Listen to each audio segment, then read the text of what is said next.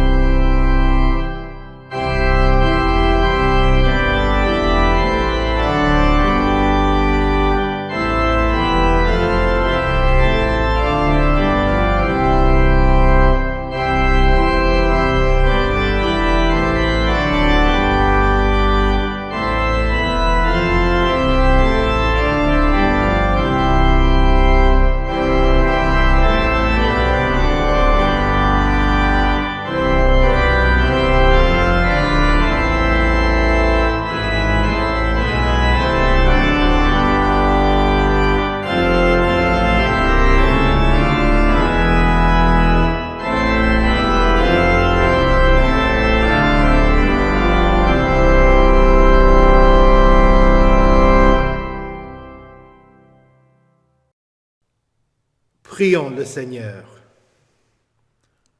Ô Seigneur Dieu, qui vois que nous ne mettons pas notre confiance en quoi que ce soit que nous fassions, accorde-nous, dans ta miséricorde, que nous soyons protégés par ta puissance contre toute adversité, par Jésus-Christ, ton Fils, notre Seigneur, qui vit et règne avec toi et le Saint-Esprit, un seul Dieu, maintenant et pour les siècles des siècles. Amen. Écoutez avec respect et recueillement les lectures pour ce dimanche sexagésime. Tout d'abord l'Ancien Testament dans 1 Samuel au chapitre 26, les versets 1 à 23.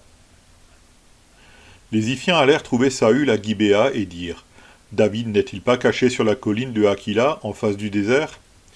Saül se leva et descendit au désert de Ziph avec 3000 hommes choisis dans l'élite d'Israël pour chercher David dans le désert de Ziph. Il installa son camp sur la colline de Hakila en face du désert près du chemin.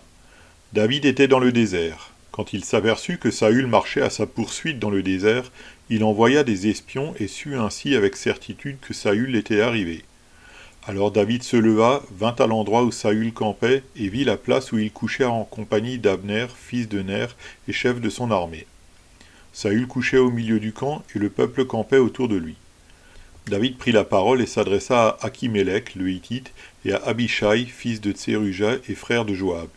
Il leur dit, « Qui veut descendre avec moi dans le camp vers Saül ?» Abishai répondit, « Moi je descendrai avec toi. » David et Abishai se rendirent de nuit vers la troupe. Saül était couché et dormait au milieu du camp, et sa lance était fichée en terre près de sa tête. Abner et le reste de la troupe étaient couchés autour de lui. Abishai dit à David, « Dieu livre aujourd'hui ton ennemi entre tes mains. Laisse-moi donc le frapper avec ma lance. Je le clouerai à terre d'un seul coup. Je n'aurai pas à m'y prendre à 2 fois. » Mais David dit à Abishai, « Ne le supprime pas. En effet, qui pourrait impunément porter la main contre celui que l'Éternel a désigné par onction ?» David ajouta, « L'Éternel est vivant, c'est à l'Éternel seul de le frapper, soit que son jour soit venu et qu'il meure, soit qu'il descende sur un champ de bataille et qu'il y soit supprimé. Certes, par l'Éternel, je ne me risquerai pas à porter la main contre celui que l'Éternel a désigné par onction. Prends seulement la lance qui est près de sa tête, ainsi que la cruche d'eau, et allons-nous-en. » David prit donc la lance et la cruche d'eau qui étaient près de la tête de Saül, et ils s'en allèrent. Personne ne les vit, ni ne s'aperçut de rien, et personne ne se réveilla. Ils dormaient tous d'un profond sommeil, parce que l'Éternel les y avait plongés. David passa de l'autre côté et s'arrêta au loin sur le sommet de la montagne, à une grande distance du camp. Puis il cria à la troupe et à Abner, fils de Ner, « Vas-tu répondre, Abner ?» Abner répondit, « Qui es-tu, toi qui pousses des cris vers le roi ?» David dit à Abner, « N'es-tu pas un homme? Et qui est ton pareil en Israël? Pourquoi n'as-tu pas gardé le roi, ton maître? En effet, quelqu'un du peuple est venu pour tuer le roi, ton maître. Ce que tu as fait là n'est pas bien. L'Éternel est vivant. Vous méritez la mort pour n'avoir pas veillé sur votre maître, celui que l'Éternel a désigné par onction. Regarde maintenant où sont la lance du roi et la cruche d'eau qui était près de sa tête. » Saül reconnut la voix de David et dit, « Est-ce bien toi, mon fils, David ?» David répondit, « C'est ma voix, roi, mon seigneur. » Puis il ajouta, « Pourquoi mon seigneur poursuit-il son serviteur? Qu'ai-je fait et de quoi suis-je coupable? Que le roi, mon seigneur, veuille maintenant écouter les paroles de son serviteur. Si c'est l'Éternel qui te pousse à agir contre moi, qu'il veuille bien accepter le parfum d'une offrande. Mais si ce sont des hommes, qu'ils soient maudits devant l'Éternel, puisqu'ils me chassent aujourd'hui pour m'exclure de l'héritage de l'Éternel en me disant « Va servir des dieux étrangers. » Oh, que mon sang ne tombe pas en terre loin de l'Éternel. Le roi d'Israël s'est mis en marche pour chercher une puce, comme on chasserait une perdrix dans les montagnes. Saül dit, « J'ai péché, reviens mon fils David, je ne te ferai plus de mal, puisqu'aujourd'hui ma vie a été précieuse à tes yeux. Je me suis comporté de façon stupide et j'ai commis une grande faute. » David répondit, « Voici la lance du roi, que l'un de tes hommes vienne la prendre. L'Éternel traitera chacun en fonction de sa justice et de sa fidélité. En effet, il t'avait livré aujourd'hui entre mes mains, et je n'ai pas voulu porter la main sur celui que l'Éternel a désigné par onction. » Ici prend fin la lecture de l'Ancien Testament. Écoutez aussi avec attention l'épître du jour qui se trouve dans la première lettre de Saint Paul aux Corinthiens, au chapitre 15, les versets 21 à 26 et les versets 30 à 42. En effet, puisque la mort est venue à travers un homme, c'est aussi à travers un homme qu'est venue la résurrection des morts. Et comme tous meurent en Adam, de même aussi tous revivront en Christ, mais chacun à son propre rang. Christ en premier, puis ceux qui appartiennent à Christ lors de son retour. Ensuite viendra la fin, quand il remettra le royaume à celui qui est Dieu et Père, après avoir anéanti toute domination, toute autorité et toute puissance. En effet, il faut qu'il règne jusqu'à ce qu'il ait mis tous ses ennemis sous ses pieds. Le dernier ennemi qui sera anéanti, c'est la mort. Et nous, pourquoi affrontons-nous à toute heure le danger? Chaque jour je risque la mort, aussi vrai, frères et sœurs, que vous faites ma fierté en Jésus-Christ notre Seigneur. Si c'est dans une perspective purement humaine que j'ai combattu contre les bêtes à Éphèse, quel avantage m'en revient-il? Si les morts ne ressuscitent pas, alors mangeons et buvons, puisque demain nous mourrons. Ne vous y trompez pas, les mauvaises compagnies corrompent les bonnes mœurs. Revenez à votre bon sens, comme il convient, et ne péchez pas, car certains d'entre vous ne connaissent pas Dieu, je le dis à votre honte. Mais quelqu'un dira, comment les morts ressuscitent-ils, et avec quel corps revient-il? Homme dépourvu de bon sens, ce que tu sèmes ne peut reprendre vie s'il meurt. Et ce que tu sèmes, ce n'est pas la plante qui poussera. C'est une simple graine, un grain de blé peut-être, ou d'une autre semence. Puis Dieu lui donne un corps, comme il le veut, et à chaque semence il donne un corps qui lui est propre. Les êtres vivants n'ont pas tous la même nature, mais autre est la nature des hommes, autre celle des quadrupèdes, autre celle des oiseaux, autre celle des poissons. Il y a aussi des corps célestes et des corps terrestres, mais l'éclat des corps célestes est différent de celui des corps terrestres. Autre est l'éclat du soleil, autre l'éclat de la lune, et autre l'éclat des étoiles. Chaque étoile diffère même en éclat d'une autre étoile. C'est aussi le cas pour la résurrection des morts. Le corps est semé corruptible, il ressuscite incorruptible. Ici prend fin la lecture de l'Épître. Écoutez enfin l'Évangile dans Luc au chapitre 6, les versets 27 à 38. Mais je vous dis, à vous qui m'écoutez, aimez vos ennemis, faites du bien à ceux qui vous détestent, bénissez ceux qui vous maudissent, priez pour ceux qui vous maltraitent. Si quelqu'un te frappe sur une joue, présente-lui aussi l'autre. Si quelqu'un prend ton manteau, ne l'empêche pas de prendre aussi ta chemise. Donne à toute personne qui t'adresse une demande et ne réclame pas ton bien à celui qui s'en empare. Ce que vous voulez que les hommes fassent pour vous, faites-le vous aussi de même pour eux. Si vous aimez ceux qui vous aiment, quelle reconnaissance en avez-vous? En effet, les pécheurs aussi aiment ceux qui les aiment. Si vous faites du bien à ceux qui vous font du bien, quelle estime en avez-vous? En effet, les pécheurs aussi agissent de même. Et si vous prêtez à ceux dont vous espérez recevoir en retour, quel gré vous en sait-on? En effet, les pécheurs aussi prêtent aux pécheurs afin de recevoir l'équivalent. Mais aimez vos ennemis, faites du bien et prêtez sans rien espérer en retour. Votre récompense sera grande et vous serez fils du Très-Haut, car il est bon pour les ingrats et pour les méchants. Soyez donc pleins de compassion, tout comme votre Père aussi est plein de compassion.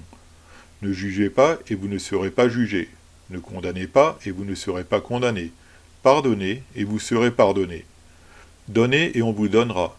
On versera dans le pan de votre vêtement une bonne mesure, tassée, secouée et qui déborde, car on utilisera pour vous la même mesure que celle dont vous vous serez servi. Ici prend fin la lecture de l'Évangile. Heureux ceux qui écoutent la parole de Dieu et qui la gardent. Confessons notre foi. Je crois en Dieu, le Père Tout-Puissant, Créateur du ciel et de la terre. Je crois en Jésus-Christ, son Fils unique, notre Seigneur, qui a été conçu du Saint-Esprit et qui est né de la Vierge Marie.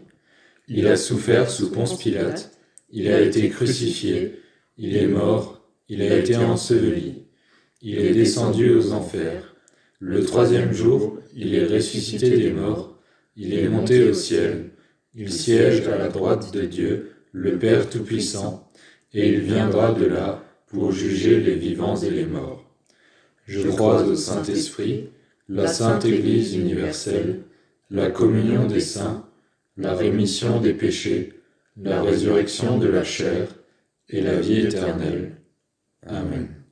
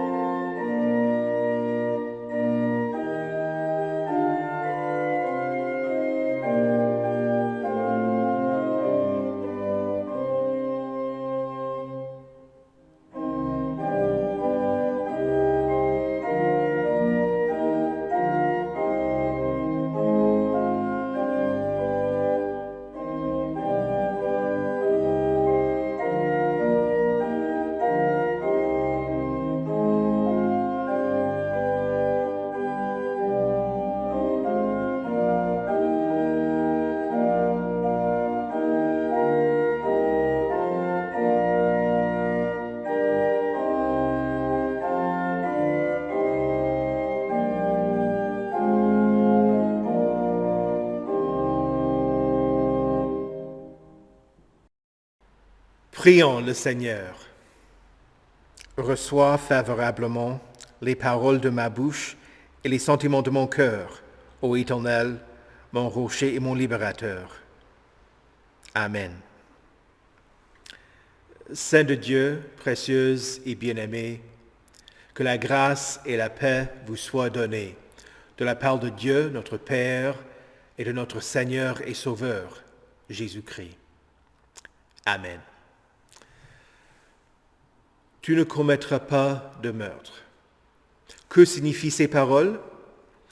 Nous devons craindre et aimer Dieu afin de ne pas porter atteinte à la vie ou à la santé de notre prochain, mais de l'aider et de l'assister dans tous ses besoins. Dans la lecture de l'Ancien Testament choisie pour aujourd'hui, nous voyons les deux côtés de ce commandement. Quoique Saül ait porté atteinte à la vie de David, celui-ci le protégea plutôt que de le tuer.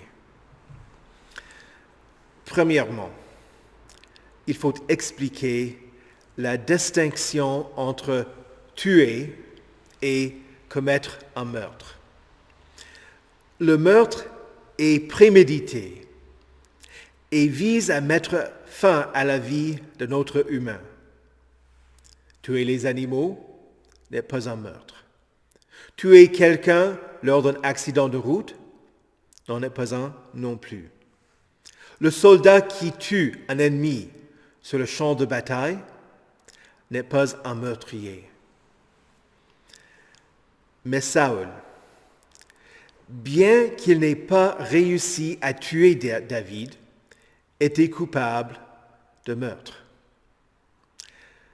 C'était déjà le ressenti dans son cœur. Jésus dit, « C'est du cœur que viennent les mauvaises pensées, les meurtres, etc. »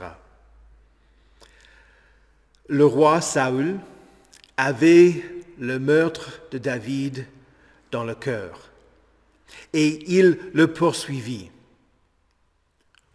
Pourquoi Saül voulait-il mettre David à mort? Parce qu'il le craignait, parce que l'Éternel était avec David et parce que l'Éternel s'était retiré de lui. Saül considérait David comme étant un ennemi qui voulait usurper son trône et empêcher Jonathan, son propre fils, d'hériter du royaume.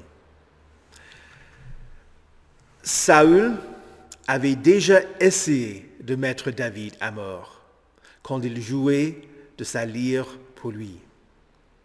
Saül leva sa lance en disant « Je frapperai David contre la paroi ». David se détourna de lui 2 fois. Ensuite, Saül conçut un plan pour que David soit tué par les Philistins. Il promit que David pourrait épouser sa fille s'il lui apportait les prépuces de 100 Philistins. Et le roi s'attendait à ce que les Philistins mettent David à mort. C'était un 2e, voire un 3e échec pour mettre David à mort. Ensuite, Saül parla à son fils Jonathan et à tous ses serviteurs de faire mourir David. Jonathan avertit David, et David fuit et se cacha dans la région de Juda. Connaissant le désir du roi, certains de la ville de Ziph, dans la région de Juda, voulaient gagner la faveur du roi et rapportèrent à Saül où David se cachait. Lors de la chasse, David eut l'occasion de tuer Saül, mais il ne le fit pas, et il retint ses compagnons qui voulaient mettre le roi à mort. David fit preuve de sa fidélité envers le roi en coupant un morceau de sa robe pour démontrer à Saül qu'il ne voulait pas lui faire du mal. Quand Saül apprit ce que David avait fait, il répondit en disant « Tu es plus juste que moi, car tu m'as fait du bien, alors que moi, je t'ai fait du mal. Tu démontres aujourd'hui la bonté avec laquelle tu agis envers moi, puisque l'Éternel m'avait livré entre tes mains, et que tu ne m'as pas tué. Si quelqu'un rencontre son ennemi, le laisse-t-il poursuivre tranquillement son chemin? Que l'Éternel te récompense pour ce que tu as fait pour moi aujourd'hui. Maintenant, je sais que tu régneras et que le royaume d'Israël tiendra solidement entre tes mains. Mais la réalité du regret et de la repentance n'est pas aussi claire et nette. Peu après, les Ziphites revinrent vers Saül et le roi relança sa poursuite de David. C'est ainsi que se déroulèrent les événements de la lecture de l'Ancien Testament choisi pour ce dimanche sexagésime. Pendant la nuit, David et son neveu, un homme nommé Abishai, l'un des chefs de l'armée de David, ensemble, ils traversèrent le camp de Saül. Ils prirent sa cruche d'eau et sa lance pour montrer qu'ils auraient pu le mettre à mort, mais qu'ils ne le firent pas. David mettait sa confiance dans la promesse que l'Éternel allait préserver sa vie. Pourquoi? Pourquoi est-ce que David n'a pas tué Saül? N'aurait-il pas été justifié en se défendant? David ne tua pas Saül parce qu'il valorisait sa foi en l'Éternel plus que toute autre chose, même sa vie. La vie est un don de Dieu, mais ce n'est pas le don le plus important. Contemplons les dons que Dieu offre dans les commandements. D'abord, dans les 3 premiers commandements, Dieu donne lui-même, son nom et sa parole, afin que nous puissions mettre notre confiance en lui et vivre éternellement avec lui. Ensuite, Dieu établit la famille et les autorités pour maintenir l'ordre dans ce monde. Ce n'est qu'au 5e commandement que Dieu offre le don de la vie. L'ordre des commandements enseigne que la vie est importante, mais qu'elle n'est pas la chose la plus importante. Néanmoins, certains croient que cette vie est tout ce qui existe et ils font tout pour la protéger. Par exemple, il y a un homme qui s'appelle Brian Johnson, un multimillionnaire. Il dépense des millions de dollars chaque année afin de protéger sa vie. Il suit un régime physique et alimentaire très strict, mais il adopte aussi des pratiques qui ont plutôt l'air d'être du charlatanisme. Il a même reçu une transfusion de plasma de son fils, voulant réparer les dommages cellulaires et rajeunir son sang. Et d'après les reportages, il reçoit des transfusions de sang de notre jeune donneur anonyme. Mais il y a des choses plus importantes que cette vie. Jésus dit, « Celui qui voudra sauver sa vie la perdra. Mais celui qui la perdra à cause de moi la retrouvera. » Cette vie n'est pas la chose la plus importante. Dieu l'est. C'est lui qui donne la vie. C'est lui qui la soutient. Et c'est lui seul qui a le droit de mettre fin à la vie. Et puisqu'il est la source de la vie, il œuvre pour que nous ne vivions pas seulement pour cette vie, mais pour celle qui dure éternellement. J'ai déjà dit que David n'osa pas s'opposer au roi que l'Éternel avait choisi. Abishai pensait que Dieu avait livré son ennemi entre ses mains. Mais David lui répondit, « C'est à l'Éternel seul de le frapper. Soit que son jour soit venu et qu'il meure, soit qu'il descende sur un champ de bataille et qu'il y soit supprimé. Certes, par l'Éternel, je ne me risquerai pas à porter la main contre celui que l'Éternel a désigné par onction. » Le but n'est pas d'avoir une attitude fataliste en ce qui concerne la vie, mais plutôt de mettre votre confiance en Dieu, votre Créateur, qui soutient et qui protège votre vie. C'est ce même Dieu qui est digne de votre confiance.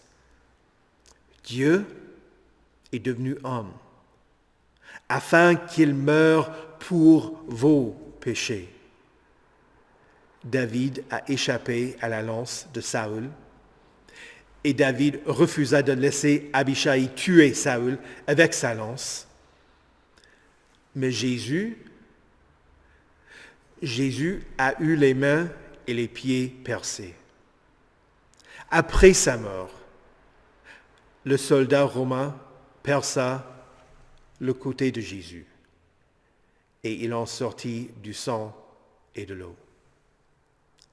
Ce Jésus qui a été percé à cause de vos transgressions et brisé à cause de vos fautes, est celui qui a vaincu la mort. Il vous ressuscitera du tombeau, avec la promesse que ceux qui mettent leur confiance en lui vivront éternellement.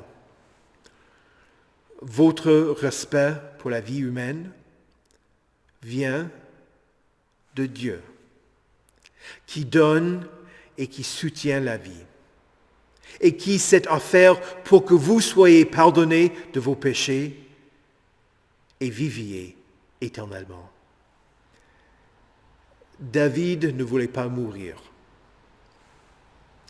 mais il refusa de fuir la terre promise, parce qu'il savait que c'était l'héritage de l'Éternel. Et il voulait ce que l'Éternel avait donné à son peuple. C'est pourquoi David dit à Saül, « Si c'est l'Éternel qui te pousse à me poursuivre, continue. Mais si ce sont des hommes qui te poussent à me mettre à mort, qu'ils soient maudits.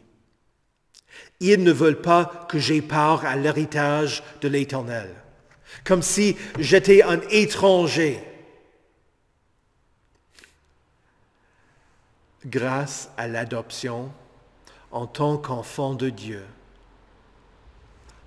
vous n'êtes pas des étrangers, ni des résidents temporaires, mais vous êtes au contraire concitoyens des saints et membres de la famille de Dieu.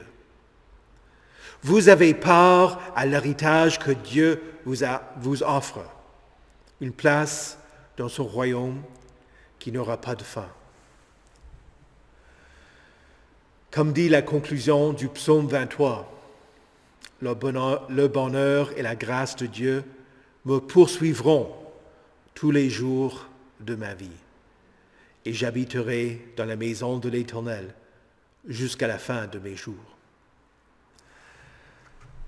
Pour vous, chers saints, écoutez et comprenez que vous ne devez pas commettre de meurtre, parce que Dieu veut que vous ayez un saint respect pour la vie humaine. C'est lui qui vous vivifie, fait de même pour tout être humain, depuis la conception jusqu'à la mort naturelle. Vous êtes appelés à protéger la vie et la santé de votre prochain. Cela implique les soins médicaux et un soulagement des douleurs pour les malades et les mourants. Et de la même manière que vous ne devez pas porter atteinte à la vie des autres personnes, vous ne devez pas essayer de prendre votre propre vie, de mettre fin à votre vie. Les êtres humains sont plus que les animaux. Vous êtes créés à l'image de Dieu et dotés d'une âme. Votre vie est un don de Dieu, une vie si précieuse que Jésus la racheta et il vous donne la vie qui n'aura pas de fin. L'Éternel gardera ton départ et ton arrivée, dès maintenant et à jamais. Au nom de Jésus. Amen.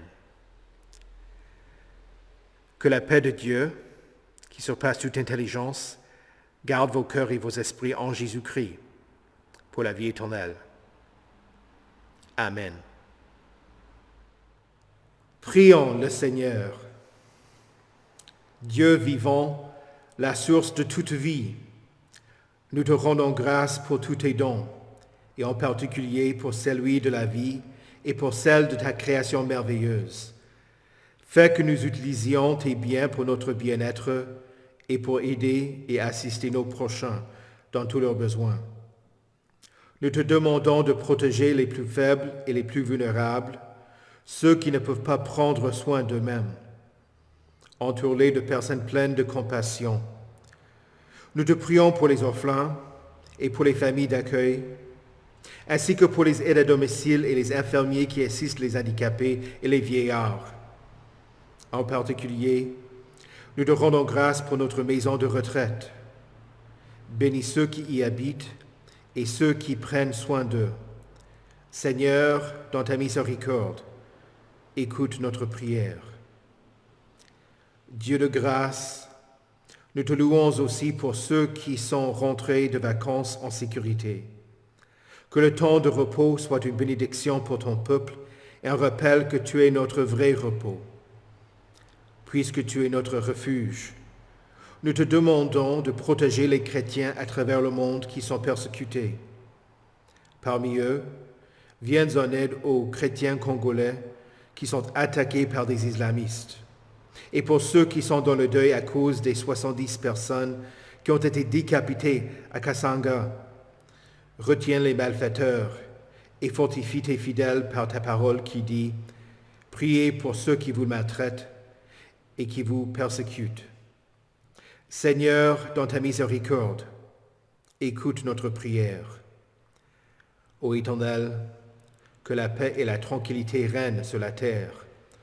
Protège les soldats qui défendent notre patrie et mets fin aux hostilités à travers le monde. Fais fructifier les efforts pour trouver une solution à l'invasion russe en Ukraine et pour le cessez-le-feu fragile entre Israël et Gaza. Seigneur, dans ta miséricorde, écoute notre prière. Dieu de compassion, nous te louons pour ta bienfaisance et pour le fait que tu exauces nos prières. Reçois notre gratitude pour les guérisons que tu réalises et pour ceux dont tu te sers pour prolonger et améliorer la vie, notamment les urgentistes, les médecins, les infirmiers, les aides-soignants, les ambulanciers et les professeurs qui font des recherches médicales. Viens en aide à ceux qui sont malades, notamment à ceux qui souffrent de maladies de longue durée, à ceux qui subissent un cancer et à toutes les autres personnes que nous connaissons qui ont un problème de santé, ceux que nous nommons maintenant dans nos cœurs.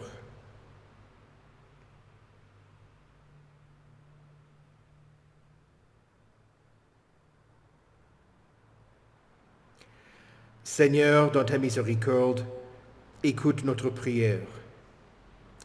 Entre tes mains, nous nous confions, nous-mêmes et tous ceux pour qui nous te prions, en mettant notre confiance en ta miséricorde par Jésus-Christ, ton Fils, notre Seigneur, qui vit et règne avec toi et le Saint-Esprit, un seul Dieu, pour les siècles des siècles. Amen. Conduis-nous à ton royaume et enseigne-nous à prier. Notre Père, qui es aux cieux, que ton nom soit sanctifié, que ton règne vienne, que ta volonté soit faite sur la terre comme au ciel. Donne-nous aujourd'hui notre pain de ce jour. Pardonne-nous nos offenses, comme nous pardonnons aussi à ceux qui nous ont offensés. Et ne nous laisse pas entrer en tentation, mais délivre-nous du mal, car c'est à toi qu'appartiennent le règne, la puissance et la gloire, au siècle des siècles. Amen. Recevez la bénédiction de l'Éternel. Que le Seigneur vous bénisse et vous garde. Que le Seigneur fasse luire sa face sur vous et qu'il vous accorde sa grâce. Que le Seigneur tourne son visage vers vous et qu'il vous donne sa paix. Amen.